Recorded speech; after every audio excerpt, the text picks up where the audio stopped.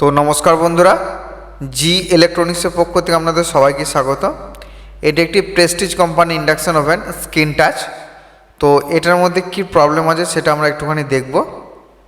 তো এটাকে আমরা এখন পাওয়ার দেবো। তো এটার মধ্যে পাওয়ার দেওয়ার পর দেখুন কোনোরকমভাবে পাওয়ার আসছে না, অর্থাৎ এই ইন্ডাকশানের মধ্যে কোনোরকমভাবে পাওয়ার আসছে না। তো এটা হচ্ছে মেন সার্কিট বোর্ডটা।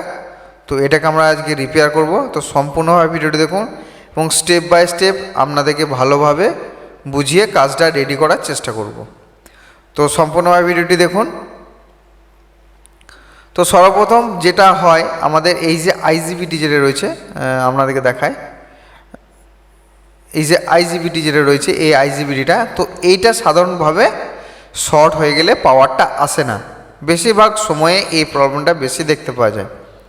তো এখন আমরা এই আইজিবিটিটা দেখুন ঠিক রয়েছে, কোনোরকমভাবে রিডিং 0 দেখাচ্ছে না মাল্টিমিটারে। তো এবার আমরা কি করব, এই যে পাওয়ার কট যেটা রয়েছে এটার মধ্যে ঠিকঠাকভাবে ইলেকট্রিক সাপ্লাই আসছে কিনা সেটা আমরা একটুখানি চেক করব। তো তার জন্য আমরা একটুখানি ভোল্টেজটা আমরা একটুখানি চেক করব, যেখানে ইনপুট ভোল্টেজ আসছে কিনা। তো আমরা এখন ইনপুট সাপ্লাইটা দেখব। তো এটা এসি ভোল্টেজ। তো এখানে আমরা একটুখানি চেক করব। হ্যাঁ, তো এখানে ভোল্টেজ দেখুন 233 বা 32 এরকম কিছুটা রয়েছে, অর্থাৎ 200 আপে ভোল্টেজ আছে। তো এবার এই যে ফিউজ যেটা রয়েছে দেখুন, এই ফিউজটা কিন্তু আমরা চেক করব। আমাদের ইলেকট্রিক সাপ্লাই ঠিক আছে, আইজিবিটি ঠিক আছে, এবার ফিউজটা চেক করছি। হ্যাঁ, তো ফিউজটাও আমাদের ঠিক আছে।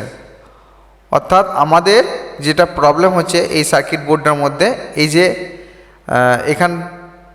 এই যে জায়গাটা রয়েছে এটা হচ্ছে পাওয়ার সাপ্লাই। তো আমাদের এই পাওয়ার সাপ্লাইটার মধ্যেই প্রবলেম আছে, বা এই পাওয়ার সাপ্লাইটার জন্যই আমাদের সার্কিট বোর্ডটা রানিং হচ্ছে না। তো সর্বপ্রথম আমরা সার্কিট ডায়াগ্রামটা একটুখানি দেখে নিই। তো এখানে দেখুন একটা ডায়োড লাগানো রয়েছে, এসির একটা পিনে দেখুন ডায়োড লাগানো রয়েছে, আর এই একটা পিনে দেখুন ডায়োড লাগানো আছে। অর্থাৎ এসির দুটো পিন থেকে দেখবেন ডায়োড লাগানো থাকে, সমস্ত সার্কিট বোর্ডেই দেখবেন দুটো ডায়োড লাগানো থাকে 4007 নাম্বার। সেটা হচ্ছে এই ডায়োডটা এবং এই ডায়োডটা, এই দুটো ডায়োড হচ্ছে 4007। তো তারপরে দেখবেন এই দুটো ডায়োড ডিসি হয়ে যাওয়ার পর দেখুন আবার একটা ডায়োড লাগানো থাকে 4007। তারপরে দেখুন একটা রেজিস্টার দিয়ে এই যে ক্যাপাসিটার যেটা রয়েছে দেখুন, এই যে রেজিস্টারটা দিয়ে এই আইসিটা এবং এই ক্যাপাসিটারটার মধ্যে ভোল্টেজটা ইনপুট হয়। তো সর্বপ্রথম আমরা এই যে রেজিস্টার যেটা রয়েছে এটা আমরা একটা চেক করব। তো অবশ্যই ওমসে আমরা এটা চেক করব, বা অনেকে কন্টিনিউটি মোডেও চেক করতে পারেন।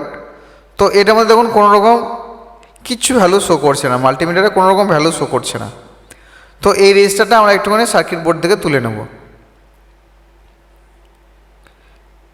তো পাওয়ার সাপ্লাইটা সবাইকার প্রায় একই রকমই থাকে, আলাদা কিছু থাকে না, একটুখানি হেরফের থাকে। তো এটা দেখুন কোনোরকমভাবে ভ্যালু শো করছে না, অর্থাৎ এই রেজিস্টার সম্পূর্ণভাবে নষ্ট হয়ে গেছে, অর্থাৎ এটা ওপেন হয়ে গেছে, যে কারণের জন্য ভোল্টেজটা আমাদের সার্কিট বোর্ডের মধ্যে পৌঁছাচ্ছে না। অর্থাৎ পাওয়ার সাপ্লাইয়ের মধ্যে এই রেজিস্টারটা দিয়ে ভোল্টেজটা পাস হয়, তো আমাদের পাওয়ার সাপ্লাইটা ভোল্টেজটা ইনপুট হচ্ছে না।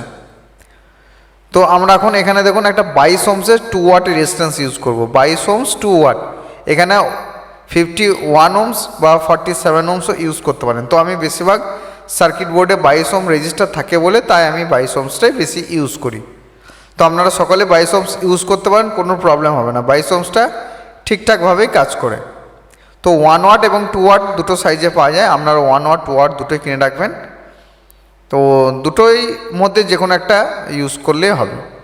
তো এবার যে অংশটা মোটা, অর্থাৎ হাই ভোল্টেজ যে সমস্ত জায়গাগুলো থাকে সেগুলো একটুখানি সোল্ডার করবেন, কারণ অনেক সময় এটা চলার পর এগুলো গরম হয়ে যায় এবং এই পিনগুলো একটুখানি লুজ হয়ে যায়, যাতে লুজ যাতে না হয় তার জন্য এটা লক্ষ্য করবেন। তো এবার এটাকে আমরা একটুখানি পাওয়ার দেব। হ্যাঁ, তো এটার মধ্যে দেখুন বিপ সাউন্ড পেয়েছি, অর্থাৎ এখন কিন্তু পাওয়ার সাপ্লাইটা আমাদের রেডি হয়েছে।